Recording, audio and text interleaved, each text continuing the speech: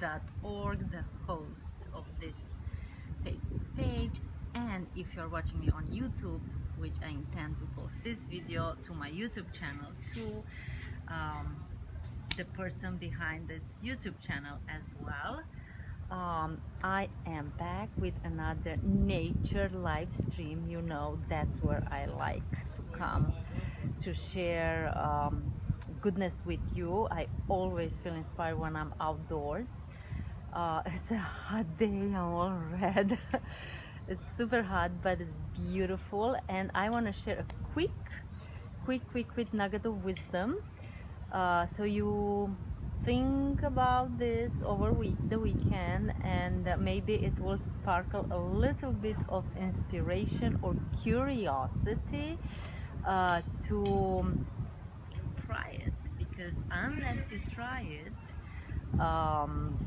you don't know if it's working for you or not. It works for the majority of the people, but you know, you're unique, so you've got to figure out if it's working for you. And I wish I had my I brought my tripod with me, but I left it in the car, and I'm waiting for my son to play at the park, and I figure 5 minutes of goodness I'll share with you. So first of all, the question of today's live is, why should you, or I don't like to use the should, why would you want or desire to become a masterful fat burner, and how do you achieve that, right? What does it mean? So let's recap quick in the human metabolism fuels. So we know that our body can burn two sources of fuels, and one is glucose and the other one is fat or fatty acids. And we know that glucose is a short-lived fuel. In other words, it burns fast, therefore you need to supply it all the time. And you probably heard before about the blood sugar roller coaster. That's the one we don't want to avoid. So if you are an effective carb burner, it means you have lots of swings in your energy, lots of hunger, lots of feeling of crashing, hitting the wall, and lots of cravings. If you are a fat burner, it means you have long sustained energy, you don't crave, you're not extremely hungry. If you get hungry and you don't have food around, easily you ride that wave of hunger that is triggered, it's indicated by your stomach. You don't have, again, food cravings or dips in energy. You are stable energy wise and mood wise, thinking. So how do we become fat burners? I'm gonna use a quick analogy for you to understand what it means, why carbs are quick burning fuel, and if you want to have energy, that carbs are not your best source of fuel. If you don't mind eating every 2 to 3 hours and crashing and having mood swings and cravings and crashes of energy, then go ahead and eat carbs and continue to be a carb burner. And of course, welcome at one point in your life metabolic disorders like diabetes, obesity, or don't even have to be obese. You know, the skinny fats are quite common. So you don't have to show fat on the outside, but you store plenty of abdominal or visceral fat, and that is the inflammatory kind of fat. So yes, be willing to welcome in cardiovascular disease and possibly cancer and autoimmunity, and the list goes on and on and on. Okay, it sounds kind of sarcastic from my part. I don't mean to be sarcastic, but that's really the natural consequence of relying on carbohydrates as your main source of energy.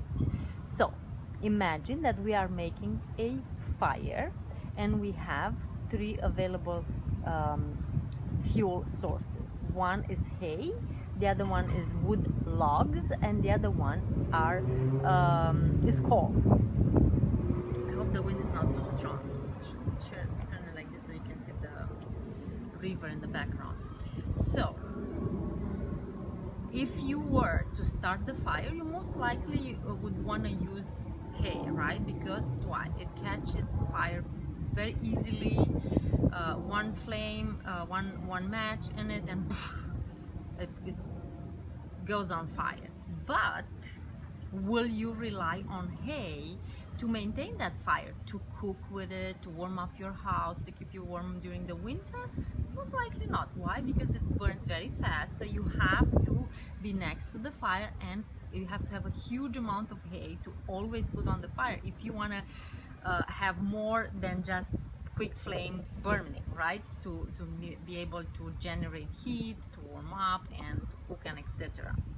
So you, a smart person that has available other fuels like wood logs and coal, definitely would say, okay, I started my fire with hay, let me quickly add logs to the fire, and possibly coal, or wait for the logs to slowly burn and generate coal.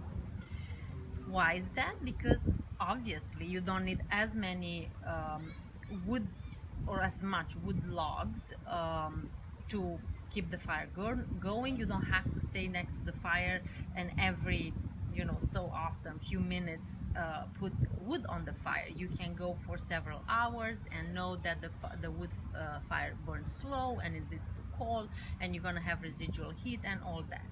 So why am I using this analogy? It's pretty simple. Our human body is to maintain our body, our metabolism is the fire. And we have available for our human body 3 sources of fuel. The equivalent of hay, wood, and coal. The hay, think of being glucose. But what we use from carbohydrates to generate energy, glucose. So hay is glucose. How does hay burn?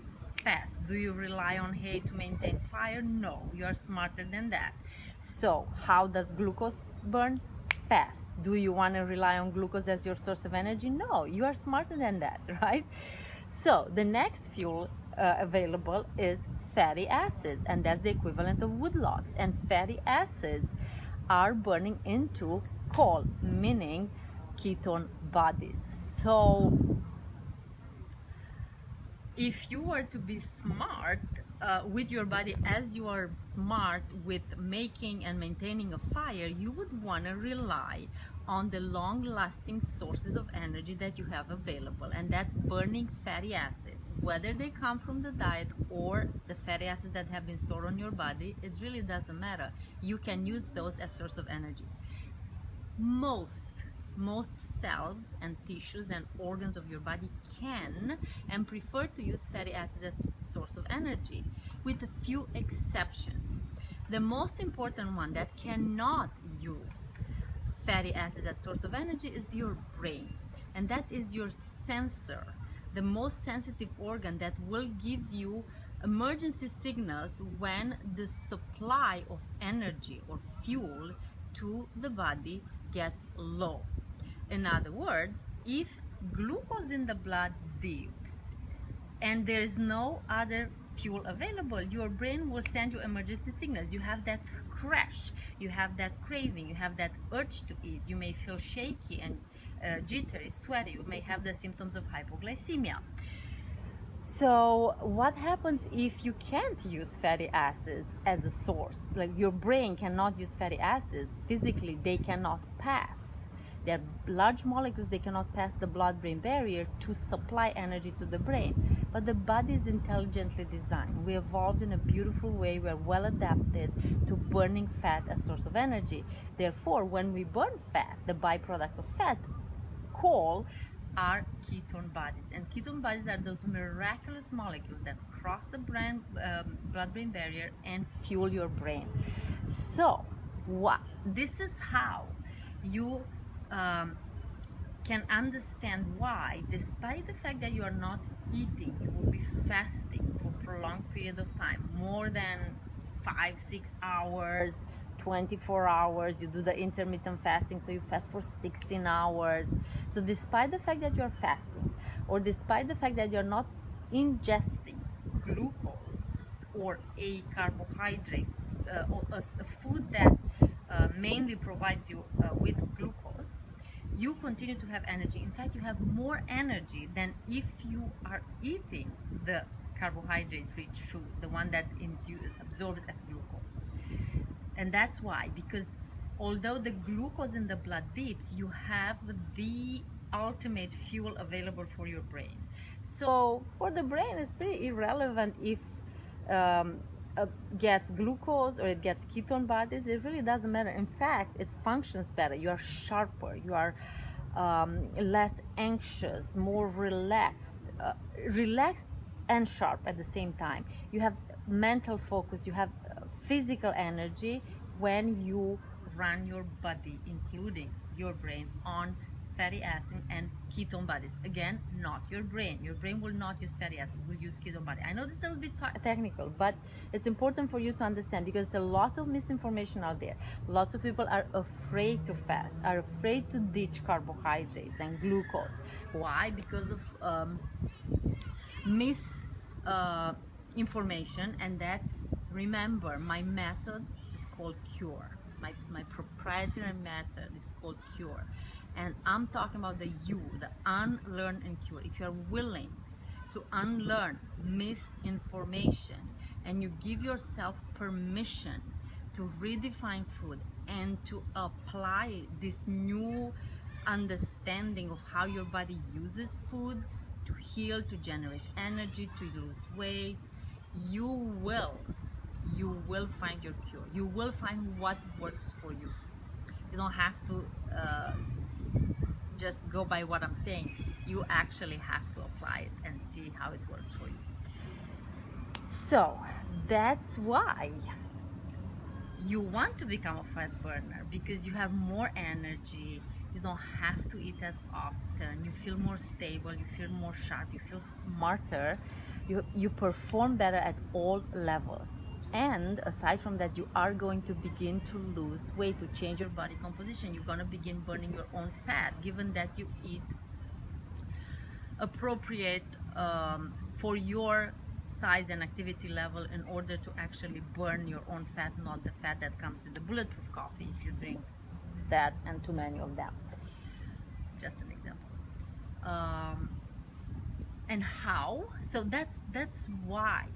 And why, another reason for why, because you can, because your body is meant to. Again, you are smart enough to use wood and coal to maintain fire, sustainable, reliable fire. Why wouldn't you use the same intelligence to make your body run optimally, so you have sustained energy, so you feel good, so you don't feel like you're crashing every third hour? You can go from meeting to meeting, you can be the best version of you, you can run with your kids, you can run that ultra endurance, whatever, bike ride or marathon or whatever physical performance you are into. And how do you get to be a fat burner? How do you make your body burn fat and ketones and not glucose? It's an purposeful decision. It's an intention you set to choose your food differently. Now that you're educated, you are going to give yourself permission to intentionally choose the foods that allow your body to burn fat and not carbs. In a super simple nutshell, you kick out the carbs and you rely on protein and fat as your main nutrients. I highly recommend starting with a low carb keto and then moving to the next step, should you be in greater need for healing, into the carnivore. If you've been following me for a long time, you know that I did since 2012. I've been eating low carb keto. I started with the GAPS nutritional protocol. I practice intermittent fasting even to this day. I throw in 24-hour or more fast as my body tells me. If I don't have the hunger, I just go with the fast. And since November last year, I've been experimenting with the carnivore eating plan, and I have to say it is the highest level of healing that I've experienced.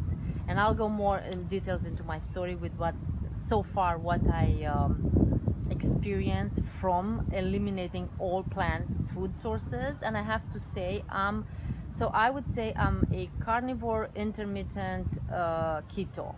So I do long periods of carnivore, and then I may have some plants in the keto range, and then go back to carnivore. I do feel the best in carnivore, but I'm not gonna go into my story right now. All I would like to invite you is to give yourself permission to do something different, so you get different results. Be willing to listen to your body. Connect. That C in CURE is connect to your body. Your body has inner wisdom.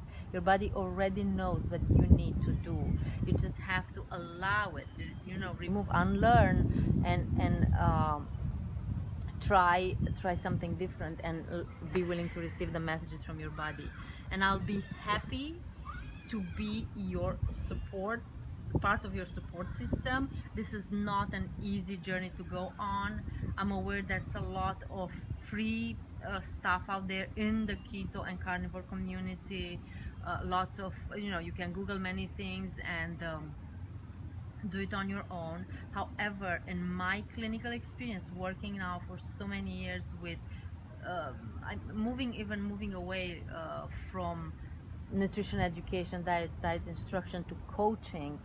The clients that are successful, they really truly value having a experienced, in the trenches coach, someone they can rely on. So they take the guesswork out. It speeds up their own journey, and it removes a lot of the fear and doubt. So once you start, you gain momentum, you keep going, you don't stop, go again, and you find yourself into this cycle of, oh, I tried for 2 months, it didn't work, then I tried again, and then again it didn't work. It's so difficult to start and to shoot yourself in your foot, because you go for the cheat days, or you go on vacation and you think that you can do something different on vacation than you do in your regular times of the year. No, your body has the same needs. So that's where it goes to centering with your body, connecting deeply with your body, honoring your body's needs. So with that being said, I coach. That's what I do. At the moment, I don't have any group coaching. I want to hold hands really tight to those that are willing to start, gain momentum, and keep going. I offer 12 weeks coaching packages, and I have 2 levels on those, depending on the amount of support the person needs. So that's once I get on a call with you and I know where you are at, what you've done, what's your level of in the trenches, like action taking. We know if you need to go with the higher level or with the lower level, but nevertheless 12 weeks is the minimum required to actually, wrap your head and begin to change, to shift your default thinking and then change your default acting, so you actually begin to see results. It's a very rewarding work. I absolutely love doing this, and I'll be thrilled to talk with you if you feel called to have my support. So comment below, let me know if you're interested in the 12-week program or 3-month coaching. Transformation 3 is called, and we'll take it from there. Have a wonderful day and weekend, and share this video with your friends that you think need to hear this message. And of course, if you're not watching live, I see people coming and going. I can't tell who's live. I just see numbers changing. Hashtag after party, and any questions you have, any feedback, I would love to hear from you. Have a wonderful day, and I'll talk to you soon. Next video.